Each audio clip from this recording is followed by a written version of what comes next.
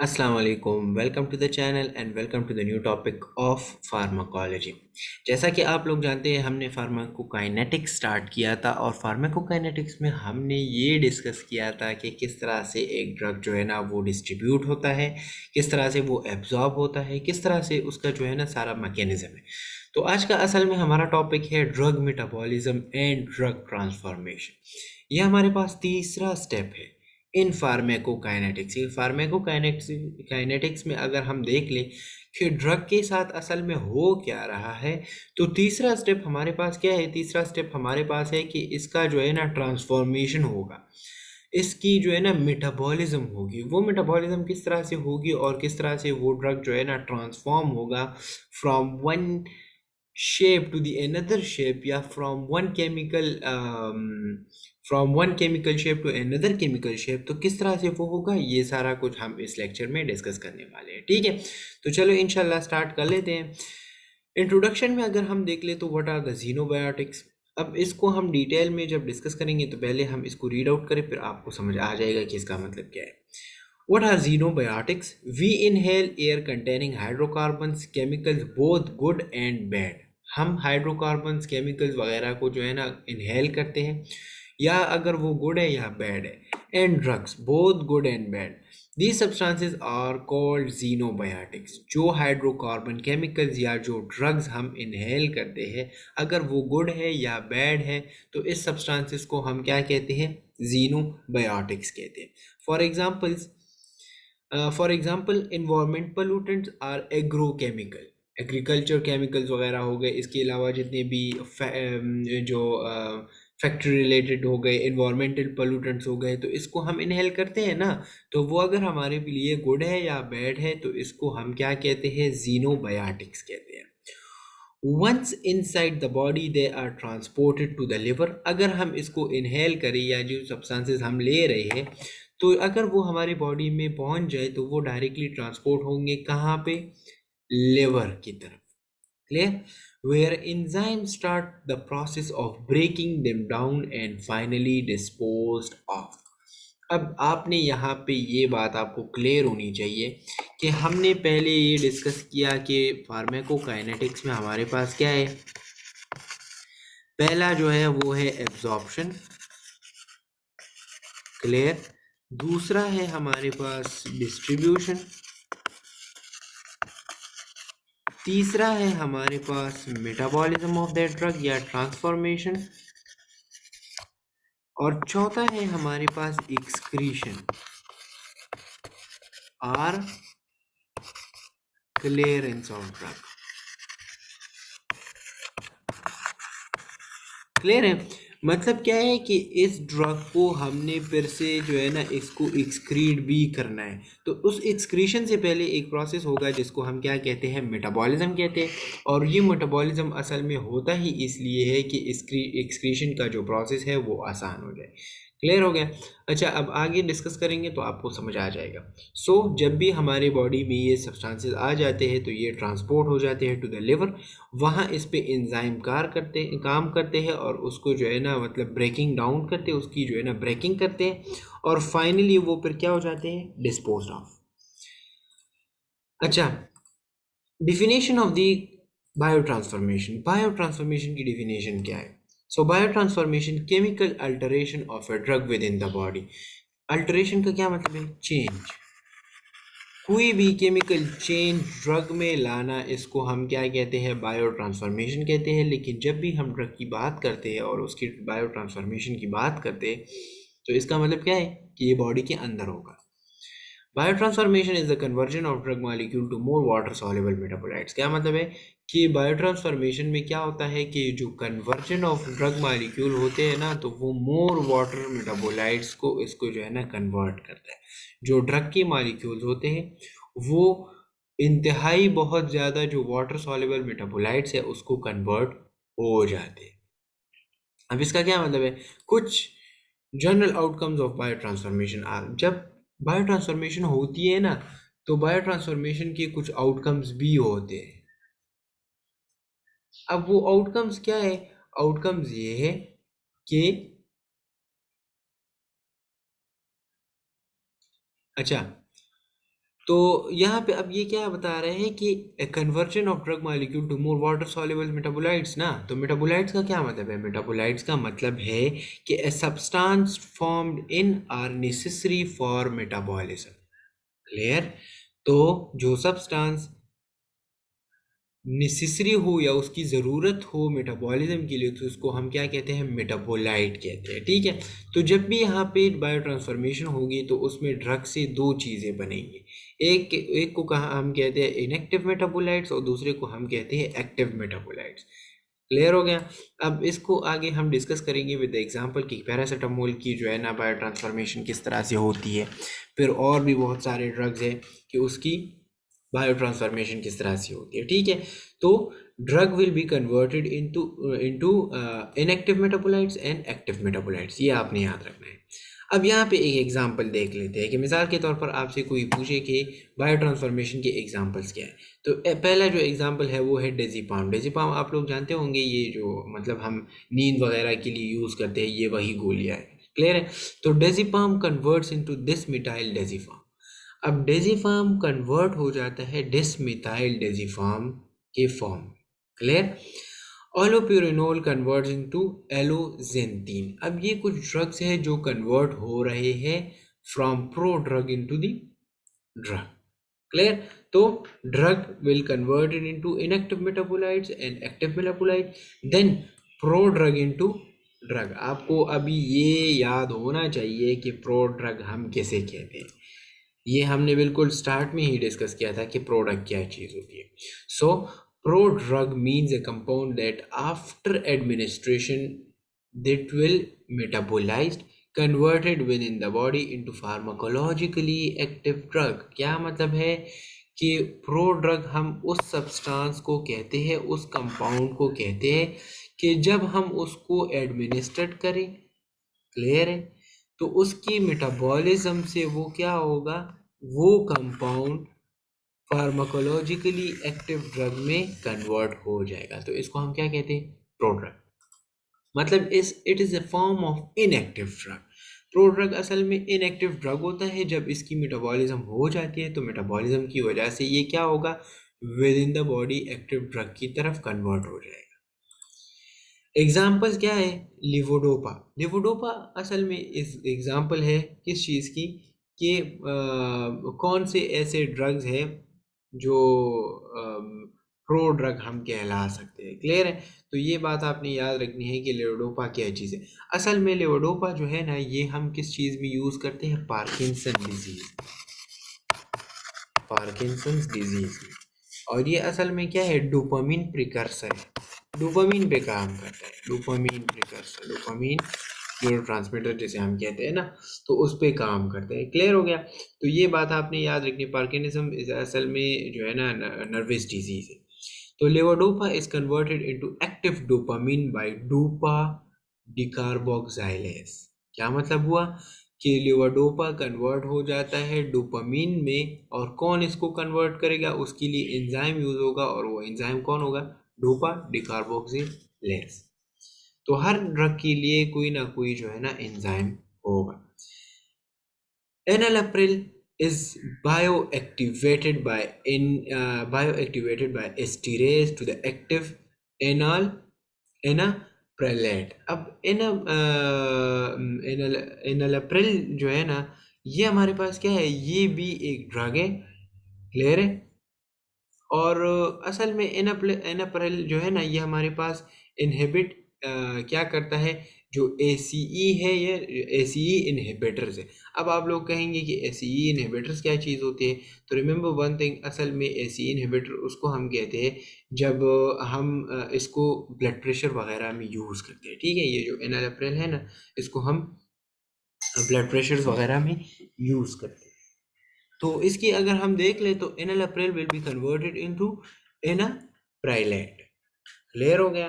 तो ये बात आपने याद रखनी है। और एनालेप्रेल जो है ना, ये हम हार्ट अटैक्स और जितने हार्ट फेलियर के पेशेंट्स होते हैं उसमें भी हम यूज़ करते हैं, और ये असल में हाइपरटेंशन और इस वाले कंडीशंस में हम यूज़ करते हैं। क्लियर? तो ये प्रोडक्ट्स के कुछ एग्जांपल्स हो गए। तो ये अब क्या हम डिस्कस कर रहे हैं? General outcomes of the bio transformation. यहाँ पे अगर हम देख ले तो आउटकम्स क्या क्या आ सकते हैं। अच्छा, यहाँ आपसे पूछा जा सकता है कि the site of bio transformation are predominantly the liver. दूसरी साइड में मैं आपको फिर जो है ना इसकी डिटेल बता दूंगा कि कौन कौन सी ऐसी जगह है वहाँ जो जहाँ पे क्या होती है बायो ट्रांसफॉर्मेशन। लेकिन बहुत सारा जो है ना मतलब 99.99% जो है ना वो लिवर में इसकी बायो ट्रांसफॉर्मेशन होती है। अच्छा, biotransformation is the major mechanism of drug elimination from the body. अब बायोट्रांसफॉर्मेशन की फ़ायदे क्या है? So biotransformation is the major mechanism for drug elimination from the body. क्या मतलब हुआ कि बायोट्रांसफॉर्मेशन यूज़ होता है असल में drug elimination from the body की। क्लियर है? During metabolism metabolites that are more polar than the parent drug are produced. क्या मतलब हुआ कि मेटाबॉलिज्म के जरिए हमारे पास बायो ट्रांसफॉर्मेशन में ऐसे पोलर सब्सटेंसेस जो है ना वो प्रोड्यूस हो जाते हैं जो मतलब पोलर हो। क्लियर है? तो जितने भी पोलर सब्सटेंसेस प्रोड्यूस होंगे, पोलर ड्रग प्रोड्यूस होंगे तो इसका फ़ायदा होगा। Metabolism usually terminates the pharmacological action of the parent drug. क्या मतलब है कि जो पेरेंट ड्रग है ना, पेरेंट ड्रग का क्या मतलब है? वो ड्रग जिस शेप में जो केमिकल फॉर्म में हमने उसको जो है ना एडमिनिस्ट्रेट किया था उसको हम प्रो ड्रग कहते हैं। और जब उस पर एडमिनिस्ट्रेड हो मेटाबॉलिज्म हो जाए तो फिर उसको जो है ना हम पोलर कहते हैं। क्लियर है? तो उसमें पोलैरिटी आ जाती है। तो मतलब क्या है कि metabolism usually terminates the pharmacological action of the parent drug. जो पेरेंट ड्रग होता है उसको हम टर्मिनेट करते हैं with the help of metabolism. अच्छा, so the kidney note. So the kidney cannot efficiently excrete highly fat soluble drugs that readily cross cell membrane because they are reabsorbed in the last stage of the filtration. So क्या है यहाँ पे ये बता रहा है कि कुछ ड्रग इस तरह के होते हैं जो मतलब किडनी उसको रिमूव नहीं कर सकता। किडनी इसको रिमूव नहीं करेगा तो क्या होगा? So the kidney can not efficiently excrete highly fat soluble drugs. Highly fat soluble drugs जो होते हैं वो वो क्या करेगा? किडनी उसको एक्सक्रीट नहीं कर पाएगा। क्यों? क्योंकि वहाँ पे जो सेल मेम्ब्रेन है वो उसको क्रॉस नहीं कर सकता। जो हम क्या कहते हैं उसे, जो बाउमेन कैप्सूल्स है और वहाँ पे जो फिल्ट्रेशन होती है, तो जो फैट सॉल्युबल ड्रग्स होते हैं ना वो सेल मेम्ब्रेन को क्रॉस नहीं कर पाती। They are reabsorb in the last stage of the filtration. जो last stage of the filtration है वहाँ पे ये फिर से रीअब्जॉर्ब हो जाते हैं।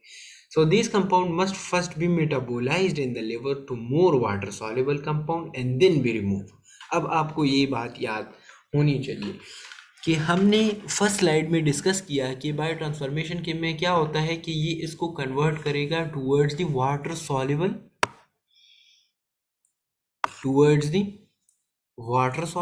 कंपाउंड्स। वाटर सॉल्युबल कंपाउंड्स में इसको कन्वर्ट करेगा। तो इसका मैकेनिज्म क्या था कि बहुत सारे ड्रग्स जो है ना वो एक्सक्रीट नहीं हो पाएंगे थ्रू किडनी।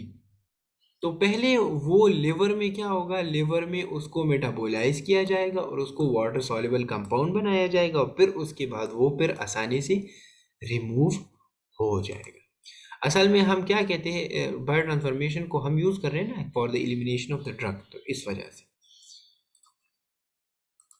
अच्छा, बायो ट्रांसफॉर्मेशन क्लासिफिकेशन। अब क्लासिफिकेशन की बात कर लेते हैं। तो बायो ट्रांसफॉर्मेशन में हमारे पास कुछ क्लासिफिकेशन है, टाइप्स है और कुछ रिएक्शंस है।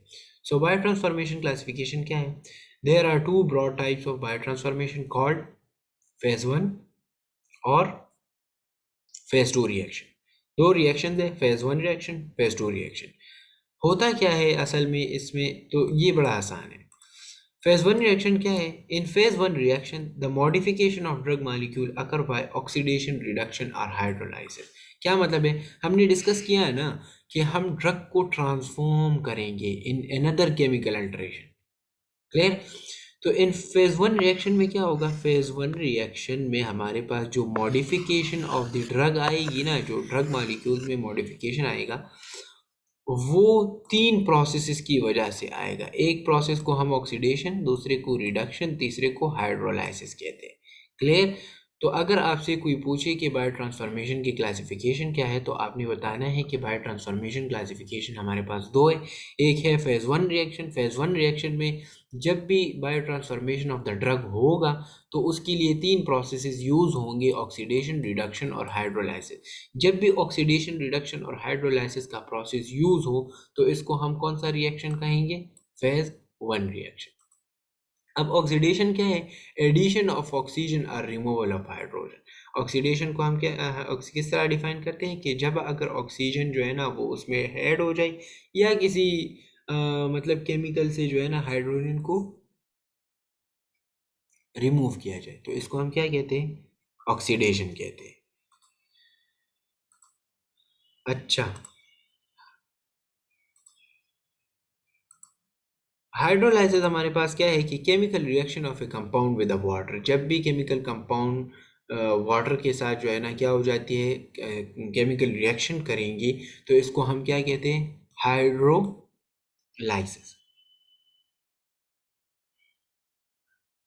इसके बाद रिडक्शन की तरफ आ जाते हैं, तो reduction and addition of hydrogen और removal of oxygen. Addition of hydrogen or removal of oxygen, or addition of oxygen and removal of hydrogen, oxidation and reduction। Oxidation में हम क्या कर रहे होते हैं कि ऑक्सीजन को ऐड कर रहे होते हैं, या हम हाइड्रोजन को क्या करते हैं? हम हाइड्रोजन को रिमूव करते हैं। रिडक्शन में हम क्या करते हैं? हाइड्रोजन को ऐड करते हैं या ऑक्सीजन को रिमूव करते हैं। तो जब भी बायो ट्रांसफॉर्मेशन में हाइड्रोलाइसिस, रिडक्शन, ऑक्सीडेशन वाला प्रोसेस यूज हो तो इसको हम फेज वन रिएक्शन कहते हैं। अच्छा, अब आ जाते हैं phase two reaction. So phase two reaction में हमारे पास क्या है? इसमें कुछ प्रोसेसेस है, इसके कुछ टाइप्स है। कौन कौन से टाइप्स है? ये आसान है, इसमें कोई वो नहीं है। In phase two reaction there is conjugation of metabolites with the endogenous compound in order to increase the water solubility of the metabolites। अब क्या मतलब है इसका? कि फेज टू रिएक्शन में कंजुगेशन होगा। कंजुगेशन किस चीज का होगा? कंजुगेशन होगा of metabolites with endogenous with endogenous compound. Endogenous compound के साथ जो है ना इसका कंजुगेशन होगा।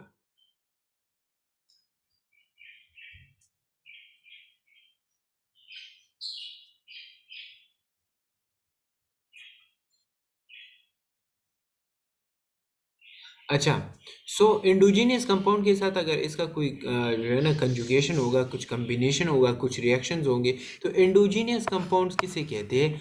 वो कंपाउंड्स जो प्रोड्यूस्ड हो inside an organism. Inside an organism, organism के अंदर अगर कोई जो है ना वो प्रोड्यूस हो रहा है, कुछ कंपाउंड्स प्रोड्यूस हो रहे हैं, तो अगर उसके साथ जो है ना उसकी कंजुगेशन हो जाए तो इसको हम क्या कहते हैं? Phase two reaction. और इससे क्या होगा कि जब भी कंजुगेशन ऑफ मेटाबोलाइट्स होंगे विद द इंडोजीनियस कंपाउंड, तो इससे इसकी जो वाटर सॉल्युबिलिटी ऑफ मेटाबोलाइट्स है वो बढ़ेगी। अच्छा, इसके कुछ टाइप्स हैं। तो हमारे बॉडी में तो मुख्तलिफ टाइप ऑफ वो प्रोड्यूस होते हैं ना इंडोजीनियस कंपाउंड्स, तो हर किसी के लिए अलग अलग होगा। टाइप्स में हमारे पास पहला जो है वो है glucuronidation. Glucuronidation, reaction of drug molecule with glucuronic acid, enzyme involve. मतलब क्या है कि इसका क्या होगा? ग्लूकोरोनाइडेशन में क्या होगा? जो ग्लूकुरोनिक एसिड है ना, ग्लूकुरोनिक एसिड, तो ग्लूकुरोनिक एसिड के साथ इसकी रिएक्शन होगी, जो ड्रग है उसका रिएक्शन होगा। और ग्लूकुरोनिक एसिड क्या है? Glucuronic acid is a uronic acid that was first isolated from urine. Clear है ना? तो ये बात आपने याद रखनी है कि ये हमारे पास क्या है? ये एक यूरोनिक एसिड है जो आइसोलेट किया गया था यूरिन से, और इसका जब रिएक्शन होगा विद द ड्रग मॉलिक्यूल तो इसको हम ग्लूकुरोनाइडेशन कहते हैं। अब जब रिएक्शन होगा तो इसमें कौन सा एंजाइम इन्वॉल्व होगा? इसमें एंजाइम इन्वॉल्व होगा ग्लूकोराइनोल ट्रांसफेरेज एंजाइम इसमें इन्वॉल्व होगा। क्लियर? और इसके अलावा अगर हम देख लें तो bilirubin, androgen, estrogen, mineralocorticoids, glucocorticoid, morphine and chloramphenicol, ये सारा हमारे पास क्या है? ये ग्लूकोकॉर्टिकॉइड्स, मॉर्फिन और क्लोराम्फेनिकॉल ये हमारे पास ड्रग्स है। क्लियर है। लेकिन यहाँ आपने ये बात याद रखनी है कि ग्लूकोरोनाइडेशन में क्या होगा, reaction of drug molecule with glucuronic acid. इसमें एंजाइम कौन सा इन्वॉल्व होगा, ग्लूकोरोनाइल ट्रांसफरेज एंजाइम इसमें इन्वॉल्व होगा। अच्छा, सल्फेशन क्या चीज़ होती है, so sulfation conjugation of with sulfo group. Sulfo group का क्या मतलब है कि जो सल्फो ग्रुप है ना, इसके साथ अगर इसकी रिएक्शन हो जाए तो इसको हम क्या कहते हैं, सल्फेशन कहते हैं। क्लियर है। तो असल में सल्फो ग्रुप है क्या चीज़, सो सल्फो ग्रुप असल में है sulphonic acid refers to a member of the class R organosulfur compound with a general formula। Clear. तो ये हमारे पास सल्फो ग्रुप के साथ जब भी इसकी कंजुगेशन हो जाए इसको हम क्या कहते हैं, sulfo group. Sulfation of the minoxidil, minoxidil असल में अगर इसकी वो होगी ना तो इसको हम क्या कहते हैं, इसको हम कहते हैं सल्फेशन। अब माइनोक्सिडिल जो है ना, ये असल में एक ड्रग है जो ट्रीटमेंट के लिए यूज़ होता है for the high blood pressure. जो बीपी के पेशेंट्स होते हैं ना उसके लिए माइनोक्सिडिल यूज़ होता है, और हेयर लॉस और इसके लिए जो है ना इसके लिए भी यूज़ होता है। तो इसको फिर हम क्या कहते हैं, माइनो सल्फेशन। एंजाइम इसमें कौन सा इन्वॉल्व होगा, सल्फो ट्रांसफरेज एंजाइम इसमें इन्वॉल्व होगा। अच्छा, इसके बाद अगर हम देख लें तो एसिटाइलेशन, इसके नाम से जो है ना ये क्लियर हो जाता है। Acetylation is the process where an acetyl functional group is transfer. क्या मतलब है कि एसिटाइलेशन में जो एसिटाइल फंक्शन ग्रुप है ना वो ट्रांसफर हो जाते हैं। और इसमें इसकी एग्जांपल दी गई है आइसोनाइजिड। आइसोनाइजिड असल में क्या है, एंटी ट्यूबरकुलर ड्रग है। ये हम यूज़ करते हैं for the patient of TB. जो टीबी वाले पेशेंट्स होते हैं ना उसको हम आइसोनाइजिड देते हैं, तो उसमें फिर क्या होता है, एसिटाइलेशन होती है, एसिटाइलेशन। सो वो वैसे जो हमारे पास है methylation. So methylation is the process where a methyl functional group is transfer, enzyme involve methyl transferase. Methylation में क्या होगा, मिटाइल फंक्शनल ग्रुप जो है ना वो ट्रांसफर होगा, और मिटाइल ट्रांसफरेज जो है ना इसमें एंजाइम इन्वॉल्व होते हैं। क्लियर हो गया। तो इस तरह से अगर हम देख ले तो हर किसी प्रोसेस में हर कोई जो है ना मतलब मुख्तलिफ रिएक्शंस कर रहे हैं। ग्लूटाथायोन की बात कर लेते हैं।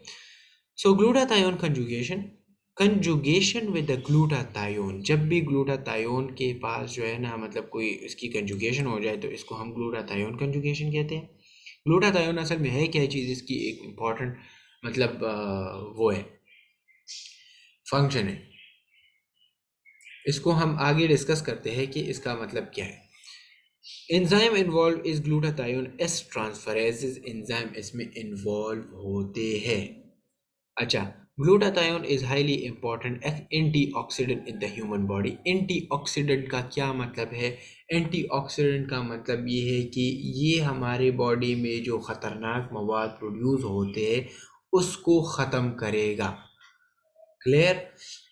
मतलब क्या है कि जो हमारे बॉडी में अगर हम कोई ड्रग ले रहे हैं या कोई खुराक ले रहे हैं तो उसमें इसके लिए जो है ना कुछ रेडिकल्स प्रोड्यूस होते हैं। क्या प्रोड्यूस होते हैं, रेडिकल्स। उस रेडिकल्स को ख़त्म करने के लिए हम जो है ना ग्लूटाथायोन यूज़ करते हैं। क्लियर हो गया। तो रेडिकल्स को रिमूव करने के लिए जो हम एक एंटीऑक्सीडेंट यूज़ करते हैं उसको क्या कहते हैं हम, ग्लूटाथायोन। और ग्लूटाथायोन असल में हमारे बॉडी में ऑलरेडी प्रेजेंट होता है। अच्छा, इसके बाद तो यहाँ पे हमारे पास क्या हो गया है, ये फेज़ टू रिएक्शन ख़त्म हो गए। ये बात आपने याद रखनी है कि फेज़ टू रिएक्शन में हमारे पास क्या था, glucuronidation, sulfation, acetylation, methylation and glutathione conjugation. अब आ जाते हैं पैरासीटामोल मेटाबॉलिज्म की बात कर लेते हैं। तो यहाँ पे ये एक एग्जांपल दिया गया है कि किस तरह से जो है ना पैरासीटामोल की मेटाबॉलिज्म होती है। क्लियर। तो यहाँ पे आप देख लो ये क्या बता रहे हैं, ये आपने यहाँ पे देखना है कि जब भी ये हमारे पास क्या है, ये पैरासीटामोल है। क्लियर हो गया। 95% जो है ना ये क्या होगा, ये इसकी कंजुगेशन होगी, paracetamol conjugates with a glucuronide sulfate. Clear. इसके अलावा 5% जो है ना, 5% ये NaPQI में कन्वर्ट हो जाता है। अब NaPQI हमारे पास क्या है, NaPQI असल में हमारे पास जो रेडिकल्स प्रोड्यूस होते हैं, जो टॉक्सिक बायो प्रोडक्ट प्रोड्यूस होते हैं, उसको हम NaPQI कहते हैं। NaPQI का अगर हम फुल फॉर्म देख ले तो इसका फुल फॉर्म है N एसिटाइल P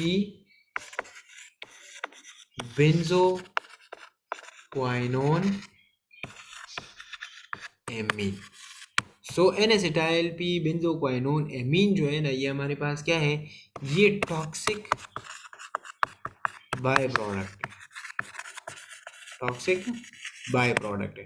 तो मतलब टॉक्सिक जो बाय प्रोडक्ट है ये हमारे बॉडी के लिए क्या है, ये बॉडी के लिए खतरनाक है। क्लियर। तो इसको रिमूव करने के लिए, इसकी जो इफेक्ट है उसको रिमूव करने के लिए क्या होगा, ग्लूटाथायोन यूज होगा, जिसको हम एंटी ऑक्सीडेंट कहते हैं।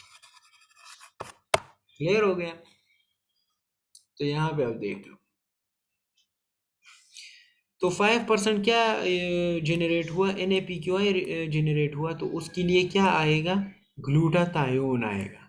क्लियर है। तो ग्लूटाथायोन क्या करेगा, कंजुगेशन करेगा विद अ नॉन टॉक्सिक, जो हमारे पास नॉन टॉक्सिक सब्सटेंसेस है उसको जो है ना मतलब कन्वर्ट करेगा जो NaPQI है, और फिर वो जो है ना एक्सक्रीट हो जाएगा इन दी यूरिन।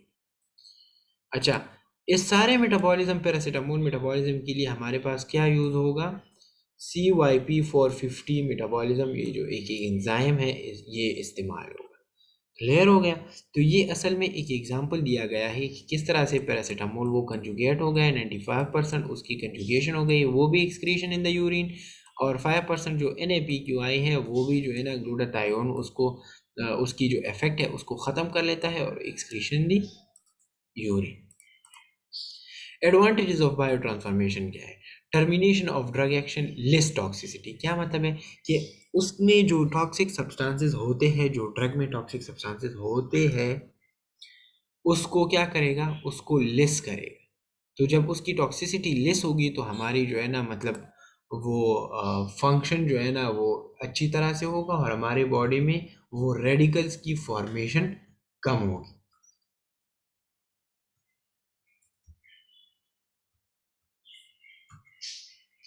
अच्छा, रिड्यूस द लिपोलिसिटी, लिपोलिसिटी को कम करता है। लिपोलिसिटी का क्या मतलब है कि लिपोलिसिटी असल में किस चीज़ को कहते हैं, ये ऑलरेडी हमने डिस्कस किया है। लिपोलिसिटी का मतलब ये है कि the ability of chemical compound to dissolve in fat, oil और लिपिड्स। क्लियर है। तो ये बात आपने याद रखनी है कि रिड्यूस द लिपोलिसिटी। रीनल और बाइलरी सिक्रीशंस, जो रीनल या बाइलरी सिक्रीशंस होते हैं उसको इम्प्रूव करता है। क्लियर है। और रीनल रीअब्जॉर्प्शन को स्लो आउट करते हैं। रीनल रीअब्जॉर्प्शन का क्या मतलब है कि जिस तरह हमने वहाँ पे बात की थी कि कुछ जो फैट सॉल्युबल होते हैं ना वो क्या हो जाते हैं, वो रीअब्जॉर्ब हो जाते हैं। तो अगर वो रीअब्जॉर्ब होंगे तो हमारे बॉडी में क्या होगा, टॉक्सिसिटी जो है ना वो ज़्यादा होगी। क्लियर है। तो जब भी टॉक्सिसिटी ज़्यादा होगी उससे नुकसान होगा। तो यहाँ पे हम इसको क्या कर देते हैं, इसको वाटर सॉल्युबल मेटाबोलाइट्स में कन्वर्ट कर देते हैं। तो उससे ये रीनल के ज़रिए या बाइलरी सिक्रीशन के ज़रिए वो रिमूव हो जाता है और रीनल रीअब्जॉर्प्शन कम हो जाती है। क्लियर। तो ये बायो ट्रांसफॉर्मेशन के कुछ एडवांटेजेस है। अच्छा, नेक्स्ट लेक्चर में इंशाल्लाह एलिमिनेशन की बात करेंगे कि किस तरह से एक ड्रग जो है ना वो हमारे बॉडी से एलिमिनेट होता है। इंशाल्लाह नेक्स्ट लेक्चर में एलिमिनेशन को ख़त्म करेंगे तो इससे आपका जो फार्माकोकाइनेटिक्स है वो भी ख़त्म हो जाएगा। नेक्स्ट लेक्चर में मिलेंगे। चैनल को सब्सक्राइब करें। अस्सलाम वालेकुम।